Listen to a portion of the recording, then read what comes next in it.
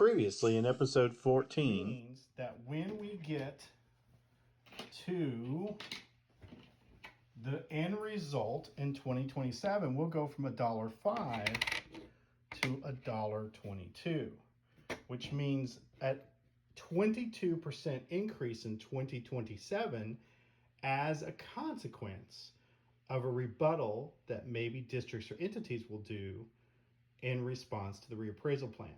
Did we make this better for the taxpayers? My answer is absolutely not. My belief of the 5 scenarios is that this is the reality that will actually occur, and we need to fix it.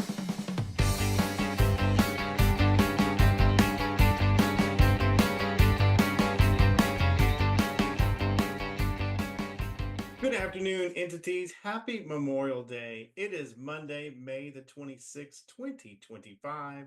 This is episode number 15, and it's been about a month since we've last talked. I have 7 things I need to update you on to catch you up on what's happened this past month in the world of TAD. Number 1, we're going to talk about the property town hall that took place on April the 24th. Then we're going to talk about the entity meetings that took place on Thursday, May the 1st. Then we're going to talk about the new diligent board software that's come rolling out. I've had 2 committee meetings, both on May 8th and May 21st, to talk about the impact of the CAD software that's rolling out. Good stuff coming as long as it all works. Then we're going to talk about the TAD board meeting on May the 14th.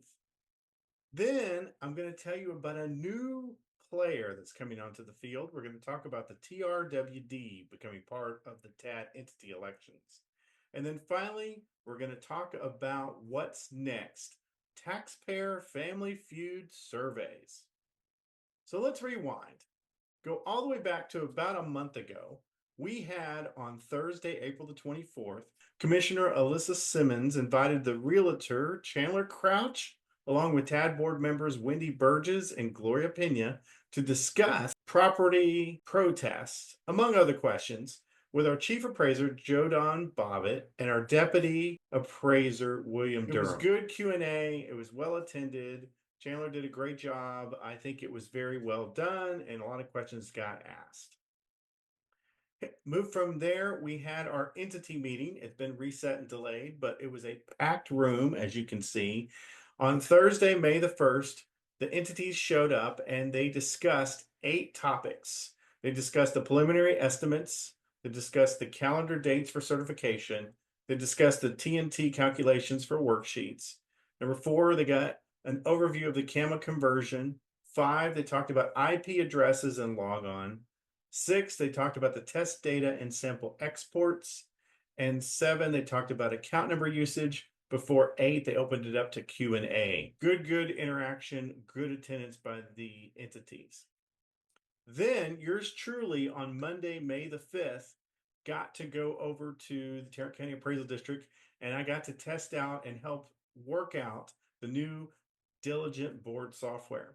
Lots of new things about this software, more transparency, more for the public to see votes, more of the dockets that we're voting on to be embedded into that. So you're going to have new features coming out. You'll have a history of electronic voting. And so you'll be able to know who voted for what and how that turned out. Good software. We use that in HEB ISD. I'm very excited to have that rolling out into the TAD world. Next thing is on May the 8th and again on May 21st, the IT committee met and is reviewing the CAD software conversion that's taking place by True Prodigy. There are 10 phases, count them 10, that we are working through on this conversion. I can tell you that we are monitoring it very, very closely. On the May 21st, we got to actually see a live demo of this software interactions, and we're working really closely with Brian and his team to make sure that it goes off as best as it can without a glitch. Next, on May the 14th at 9 a.m., we had our regular TAD board meeting. We updated some committees. The most significant thing probably happened in comments. The absolute biggest supporter, probably someone that's been around TAD as long as I have, is Chandler Crouch. And he has been a big proponent of getting certain people elected, the new board members, committee elected by by the people, not necessarily by the entities. And it's funny because I've watched the pendulum swing all the way across as he's agreed with me that the reappraisal plan and the lack of us, the TAD board, doing the right thing is going to hurt the entities.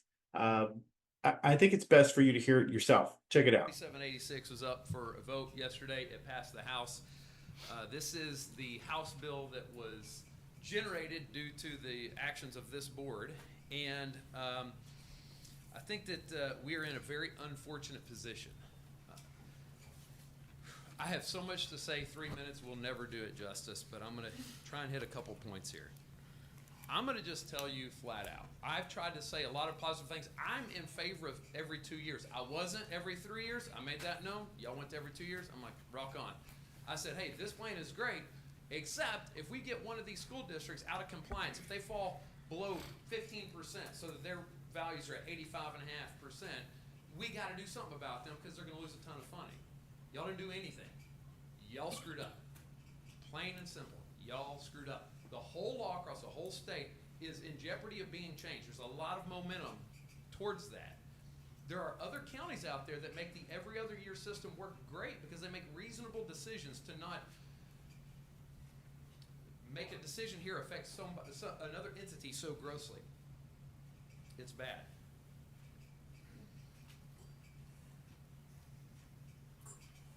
We do have a state property tax that's been exposed. So many of your comments have been spot on. There's comments today about the lawsuit issues are a big problem. There's some things that weren't quite right about what you said today, but the overall idea that we have a lawsuit problem in the appraisal district, the tax consultants are going to file the lawsuits. It doesn't matter.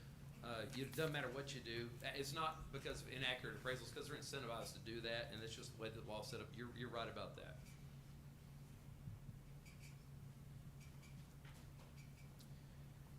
It's going to take a miracle for the comptroller, Joe Don Bobbitt, whoever else, to figure out how to bail out Castleberry. If they lose funding and it causes 40 teachers to lose their jobs, that's on you guys. Plain and simple, y'all screwed it up. You're going to screw it up for the entire state.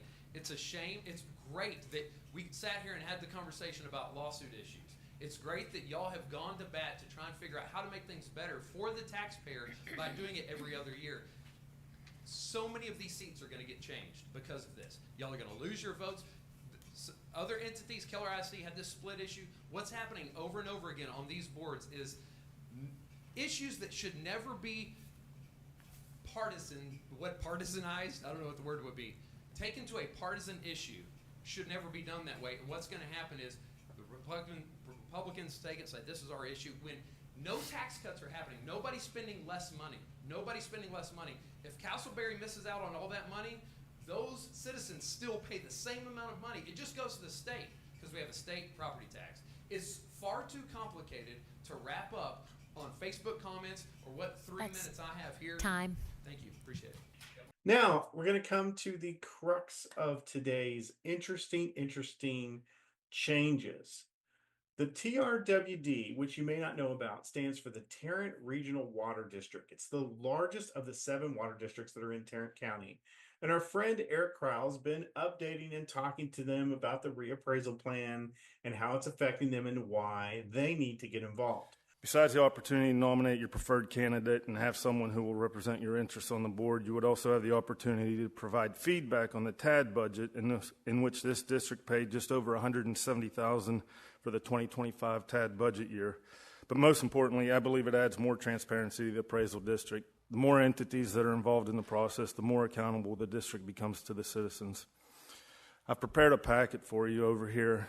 The first page of the packet has a timeline showing the dates that actions must be taken. At this moment in time, subject to change very, very soon, none of the water districts participate in the entity elections. Well, back in April, they had a discussion and they talked a lot with Eric. And in their May meeting, as you will see, they voted to become a part of the entity election. Take a look. So y'all heard a lot about this item. I want to thank Mr. Cryle for his extensive public comment on this. And Mr. Cryle, I'd just like to say I am qualified to give legal advice. I am most certainly not qualified to give medical advice. So please do not put too much weight into that. I've laid out all the details about this in the agenda item. It's a fairly complicated process. There's a lot of things. If y'all do decide to take action today to participate in the TAD appointment process, the next few weeks and months there will be a lot of activity, and staff can handle all that. So for your consideration today is for this board to give direction to staff to start that process by submitting a written request to TAD to participate in the appointment process for 5 of the 9 TAD board members. As a reminder, 5 of them are appointed by the taxing units, 3 of them are elected by the public at general election, and then the 9th member is the county tax assessor collector who serves in an ex officio role. Action. My recommendation would be that we at least take the steps to be able to identify what our participation might look like and whether or not it would be useful and impactful. And so I would absolutely make that recommendation that we have the team here start to go down that process and bring back information to the board that would allow us to make some decisions. Certainly with some of the changes, particularly in holding TAD values for a couple of years, that's something that I've just been trying to keep abreast of myself and understanding what that impact is to us and to our taxpayers. My motion would be to recommend staff to start that action to notify and to bring that information back to this board. We have a motion and a second. Any further discussion? All those in favor? Aye. Any opposed? Motion carries. Thank you. I'm very excited to have them get a part. This has some significant changes, which I'm not quite going to reveal to you. Some of you in the know are going to figure it out, but they will now be a part of our entity election, which our next election happens in December. So let's think this through now. With Austin upset with us, the school district's upset with us, the city's upset with us, and now the water district's upset with us. This reappraisal plan may need to be reviewed. So guess what I'm going to do next? And that goes into our last point. This summer, because our next TAD board meeting isn't until Wednesday, August the 13th, I am doing a 5-city tour, which I'm going to call Family Feud. 100 people survey, top 2 answers on the board. Here's the question.